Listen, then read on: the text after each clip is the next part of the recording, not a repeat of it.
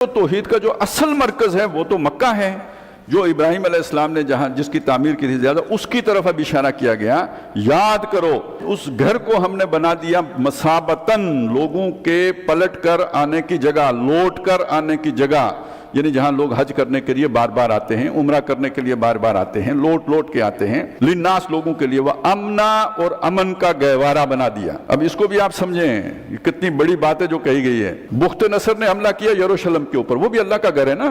ہیکل سلیمانی کس نے تعمیر کیا؟ اللہ کے ایک نبی نے تعمیر کیا۔ خانہ کعبہ کس نے تعمیر کیا؟ ابراہیم علیہ السلام، اللہ کے ایک نبی نے تعمیر کیا۔ لیکن دیکھیں دو گھروں کے بارے میں اللہ تعالیٰ کا طریقہ کتنا مختلف ہے، کہ وہاں بخت نصر نے حملہ کیا، اینٹ سے اینٹ بجا دی، کوئی فرشتے نہیں اترے، کوئی پرندے نہیں آئے، کچھ نہیں ہوا، ویران کر دیا گیا، ایک متنفس وہاں باقی نہیں چھوڑا گیا جو عراق کے بادشاہ کے حملے میں۔ اس کے بعد دوسرا حملہ بعد میں ٹائٹس رومی نے کیا، پھر وہ گرایا گیا، آج تک دوبارہ تعمیر نہیں ہوا۔ یہ بیت المقدس میں ہو رہا ہے، وہاں ہر کچھ عرصے کے بعد خون ریزی ہوتی رہی۔ اس کے مقابلے میں مکہ، یہاں ہمیشہ امن رہا، یہاں کسی بھی حملہ آور نے کبھی حملہ کرنے کی کوشش ہی نہیں کی۔